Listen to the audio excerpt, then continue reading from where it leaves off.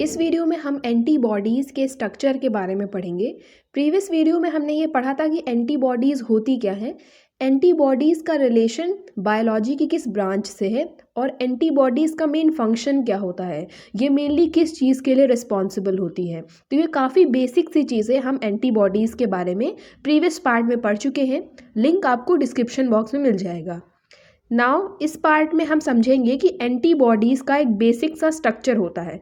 Because total 5 तरह की antibodies होती हैं। 5 तरह की एंटीबॉडीज़ के बारे में हम पढ़ेंगे। उन 5 तरह की एंटीबॉडीज़ के जो स्ट्रक्चर होता है वो स्लाइटली डिफरेंट होता है। बहुत ही ज़्यादा डिफरेंस नहीं होता स्ट्रक्चर में, हल्का सा चेंज होता है। यानी जो बेसिक स्ट्रक्चर होता है एंटीबॉडी का वो वाई शेप्ड होता है। उसके बारे में हम समझ लेते हैं। प्रीवियस वीडियो में भी मैंने थोड़ा बहुत बताया था। जैसे कि हम देख लेते हैं, यहाँ पर ये आपको एक हैवी चेन दिख रही होगी। यहाँ से लेके यहाँ तक ये जो पूरी चेन है इसे हम हैवी चेन कहते हैं। इधर भी और इधर भी ये क्या हो जाएगी, हैवी चेन हो जाएगी। ठीक है। और ये जो आपको दिख रही है छोटी सी, ये क्या है, लाइट चेन है। ये यहाँ से लेके यहाँ तक ये लाइट चेन है। तो एक एंटीबॉडी के अंदर 2 हैवी चेन होती हैं और 2 लाइट चेन होती हैं। ठीक है। एक बेसिक सा स्ट्रक्चर एंटीबॉडीज़ का आपको ध्यान रखना है कि 2 हैवी चेन होती हैं और 2 लाइट चेन होती हैं। आई होप आपको दिख भी रहा होगा कि कहाँ पर हैवी चेन है। ये यहाँ से लेके यहाँ तक मैंने मार्क किया है और ये बाहर वाली जो छोटी सी बनी है ये लाइट चेन है। Then light chain heavy chain देखने के बाद अब आप ये देख लीजिए कि ये जो ऊपर वाला रीजन है, यहाँ पर दोनों को ही मिला के, हैवी और लाइट चेन दोनों को ही मिला के ये जो ऊपर वाला रीजन है इसे हम वेरिएबल रीजन कहते हैं। क्योंकि ये समय समय पे चेंज होता रहता है, वेरी करता रहता है, इसीलिए हम वेरिएबल रीजन कहते हैं इसे। ठीक है। इधर भी और इधर भी दोनों साइड ये जो ऊपर वाला रीजन है इसे हम वेरिएबल रीजन कहते हैं। फिर जो ये नीचे बचा हुआ रीजन है, इन दोनों को हटाने के बाद, मतलब इसे और इसे एक्सक्लूड करने के बाद, ये जो नीचे बचा हुआ रीजन है इसे हम कांस्टेंट रीजन कहते हैं। क्योंकि ये जो रीजन है ये कांस्टेंट रहता है, इसमें कोई बदलाव नहीं आता, कोई वेरिएशन नहीं आता, ये जैसा है वैसा ही रहता है सभी एंटीबॉडीज़ में। ठीक है। तो ये कांस्टेंट रीजन हो जाएगा। तो ये कुछ बेसिक सी चीज़ें आपने स्ट्रक्चर के बारे में देख ली। अब कंटेंट देख लेते हैं। Antibodies are heavy globular plasma proteins. ये हम पढ़ चुके हैं, ग्लोबुलर यानी प्रोटीन्स की बनी हुई होती हैं एंटीबॉडीज़। बेसिक सा स्ट्रक्चर सभी एंटीबॉडीज़ का सेम होता है। There are 4 polypeptides chain. Polypeptide यानी पेप्टाइड की बनी हुई चेन्स जब एक से ज़्यादा होती हैं तो इन्हें हम पॉलीपेप्टाइड चेन कहते हैं।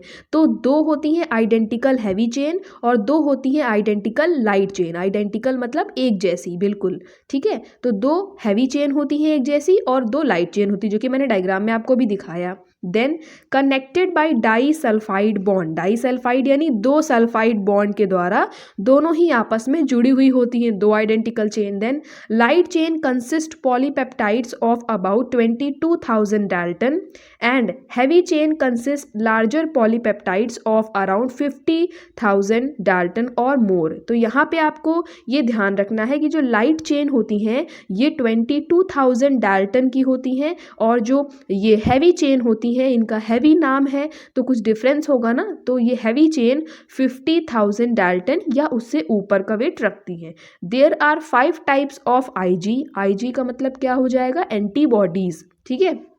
There are 5 type of Ig heavy chains denoted by Greek letters. Greek letters के द्वारा इनको डिनोट किया गया है। 5 तरह की एंटीबॉडीज होती हैं हैवी चेन। ठीक है। हैवी चेन लाइट चेन अभी आप डायग्राम में देख चुके हैं ना।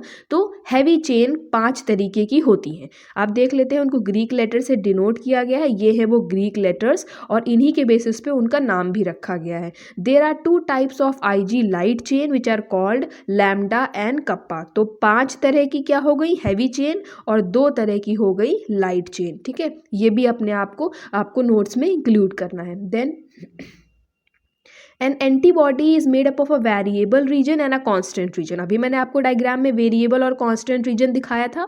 The region that changes to various structure depending on differences in antigens is called variable region. ठीक है। अब जैसे कोई वाई शेप्ड की एंटीबॉडी है तो मैंने कहा था ये जो ऊपर का रीजन होता है ये क्या होता है, वेरिएबल रीजन, ये बदलता रहता है। और जो नीचे का रीजन है ये क्या है, ये कांस्टेंट रीजन है, ये नहीं बदलता है। तो ये कब बदलेगा, जब बाहर से कोई एंटीजन आएगा तो इसमें चेंजेस चेंजेस आते हैं, ठीक है। क्या लिखा है, depending on differences in antigen, antigen के अंदर डिफरेंसेस पे डिपेंड करता है कि कैसे कैसे वेरिएबल रीजन बदलता रहता है। तो ये वेरिएबल रीजन हो गया। The region that has constant structure, जिसका स्ट्रक्चर कांस्टेंट हो वो कांस्टेंट रीजन कहलाता है, ठीक है। ये भी आप डायग्राम यहाँ पे देख सकते हैं, काफ़ी कॉम्प्लेक्स दिख रहा है, ठीक है। तो ये वाई शेप्ड का ही स्ट्रक्चर है, लेकिन यहाँ पे और बारीकियां दिखाने के लिए मैंने इस तरह से इसको बनाया हुआ है, ठीक है। हैवी चेन आप देख सकते हैं, लाइट चेन देख सकते हैं पूरा, और जहाँ पर भी हैवी चेन लाइट चेन, यहाँ पर ये जो जॉइंट है दोनों साइड, ये यहाँ पे जॉइंट को हम हिंज रीजन कहते हैं, ठीक है। ये जॉइंट आपको दिख रहा है ना, इसे हम हिंज रीजन कहते हैं। उसके बाद बॉन्ड प्रेजेंट है, यहाँ पे intra chain disulphide bond present है, यानी जो यहाँ वाला बॉन्ड है और यहाँ वाला बॉन्ड है, इसे हम क्या कहते हैं, इंटर चेन डाइसल्फाइड बॉन्ड। और जो एक ही चेन के बीच में दो बॉन्ड होते हैं उन्हें हम इंट्रा डाइसल्फाइड बॉन्ड कहते हैं, ठीक है। इंटर यानी दो चेन के अलग अलग, और इंट्रा यानी एक ही चेन में, क्योंकि SS डबल सल्फाइड बॉन्ड से जुड़ता है तो ये एक स्ट्रैंड जुड़ेगा, फिर दूसरा स्ट्रैंड इसी तरह जुड़ेगा, तो यहाँ पर जो बॉन्ड है वो इंट्रा चेन डाइसल्फाइड बॉन्ड होता है। फिर आप देख लीजिए यहाँ पे क्या है, वेरिएबल रीजन और कांस्टेंट रीजन के बारे में बताया गया है। VL क्या है, वेरिएबल लाइट, L से क्या है, light chain, V variable, H से क्या है, हैवी चेन।